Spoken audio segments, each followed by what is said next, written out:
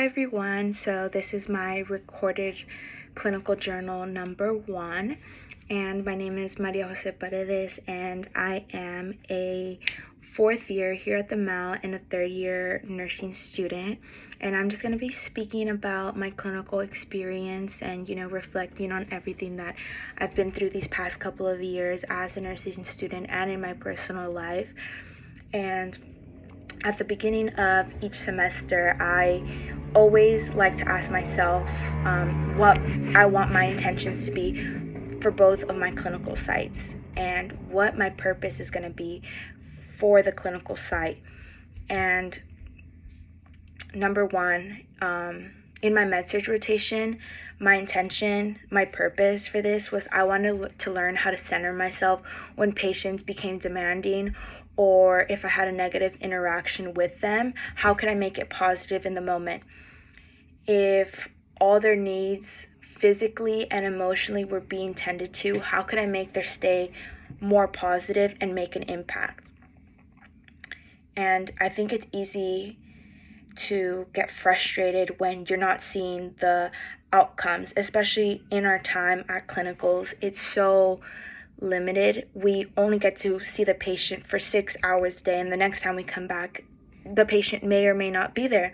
So this is a very unique circumstance that I think has a lot of opportunities for us to grow and to adapt, and we have to be quick on how can I make this experience, me and the patient's experience, positive, because everyone's experience with the patient is different.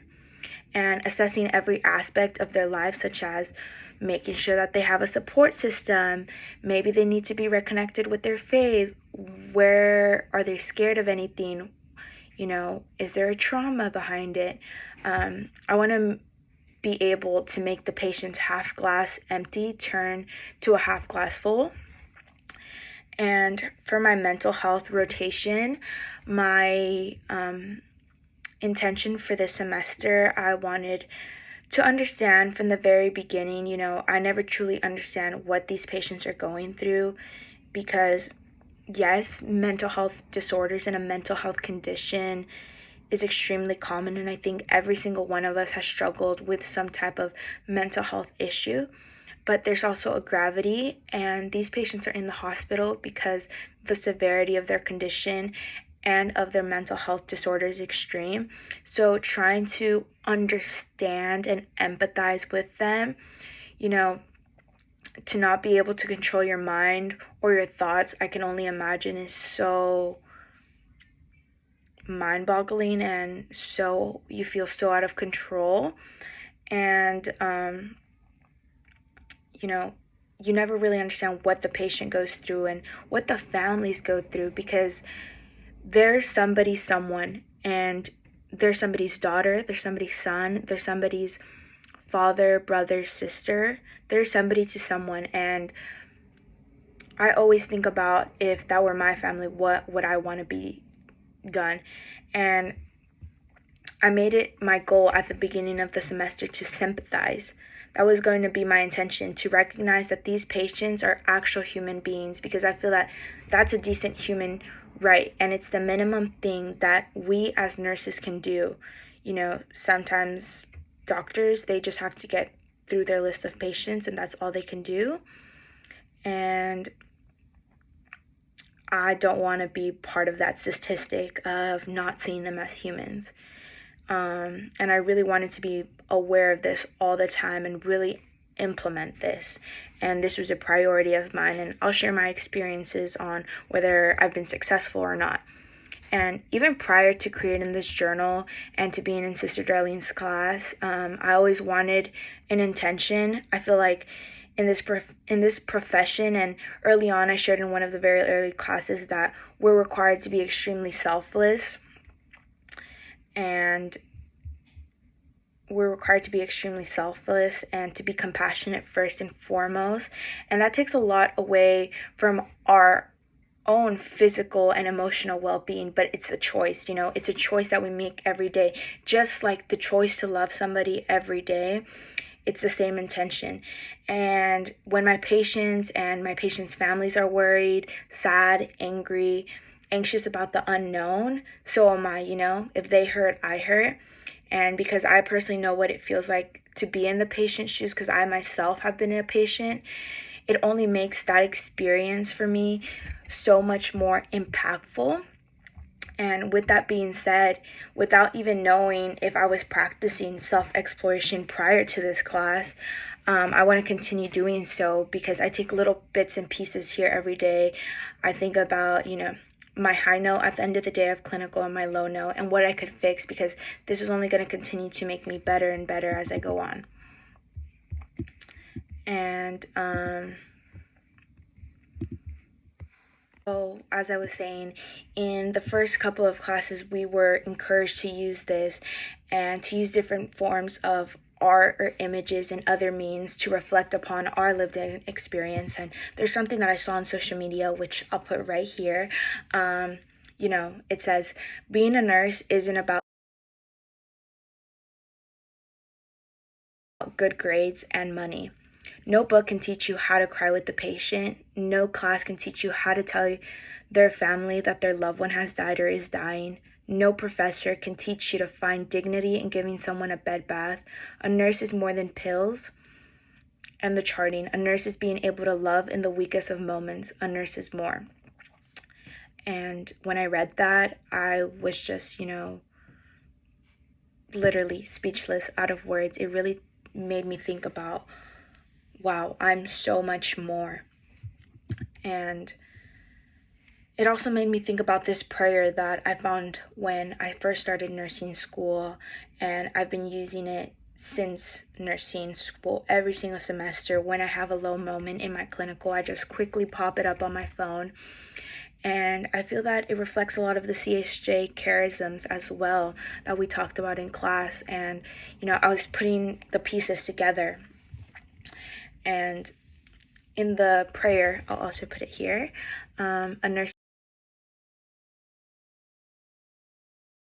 prayer, it says, "Dear Lord, guide me in my chosen profession and help me to be skilled and a compassionate caregiver as I minister to the sick, looking out for their well-being. Let me tend to both their physical and emotional needs. Help me to remember that my demeanor is at least as important as the medicine I distribute. When I enter a room, allow me to project an image of confidence and warmth, so that my patients will feel at ease with me and trust in my judgment. No matter how many times I see fear in their eyes or recognize that they're in pain, remind me that I should never become callous to their needs. Give me with strength, dear Lord, every day, so that I will have the capacity to give 100% of myself to all those who depend upon me for care. And at the end of every day, I humbly ask you, Lord, to grant me a few quiet moments so that I may reflect upon the work that I've done, and prepare myself for the challenges that tomorrow will surely bring." And this embodies the CSJ charisms, because the CSJ charisms teach to love with courage, with a heart that is free and just, loving, providing that warmth, as the prayer said. Values teach us to listen and to not be afraid, to listen to the patient's needs, even when they see fear in your eyes, recognizing that, ask them if there's anything that you could do for them. The gift of the Spirit, teaching to protect one another and all the belongings to the divine, protecting the patient from themselves, from any other outside demons, internal demons that they may be having. Inspire, teaching us to be other, a living lesson of goodness, and the truth to be blessings of hope, which our job is to provide the patient hope, to continue to be hopeful that this sickness will not be a determining factor of who they are. They are in control of the sickness. And I had this experience with this patient who was homeless and was quadriplegic, and she did not have a family, and just simply helping her with her food, talking with her, spreading that goodness. I could just see the positivity it brought as an example. And I try to be content with my actions every day. Another experience that I had that I was able to integrate in one of my other classes was I had the opportunity to practice these charisms by doing a spirituality assessment. And I had the opportunity to interview my aunt who was struggling with tinnitus for about a year. And it was an extremely vulnerable experience and position that my aunt put herself in. Sharing with her fate with me was a very intimate moment. And it made me think about how I don't put this into practice as much. And one of the struggles that I could foresee this being in the future with other patients is allowing an open space for my patient to express their spiritual needs, but not making it feel overly intrusive. And it's hard to find time to do these spirituality assessments, but in order to really live out the CSJ charisms, I need to. And unfortunately, I did find an article that stated that nurses often feel driven to focus on patients' physical care, possibly at the expense of emotional and spiritual care. And in the study, the concept of spiritual care were difficult. Spirituality and spiritual care were difficult to differentiate and define on an individual basis because most participants in the study providing spiritual care in terms of incorporating religious practices or beliefs into their daily provision of holistic nursing care, which is completely opposite. Spirituality and spiritual care can be provided in a different variety of ways. And I feel that our nursing school system lacks this, which is unfortunate. And I really would want to work on that. And I think that in my project that I've been working for my care team, which is going to be a sock, and I'll upload my design here, that represents the nurse's values. I think if you have your values close to you, you'll be more enticed to also make sure that the values of that patient is, it's a constant reminder of, hey, these socks make me feel good. They make me feel at home. What can I do so that my patient feels like that? And moving forward, I think for the next clinical recorded journal, I want to come back and hopefully say that I've done this a couple times, a handful of times. I've implemented the spiritual assessment. I've kept up with my intentions and really talk more about my experiences, and hopefully meeting my goals both holistically and physically for the patient, because that's really important to me, and just continuing to learn who I am as a nurse and as a nursing student. And I'm very excited to see this. So thank you.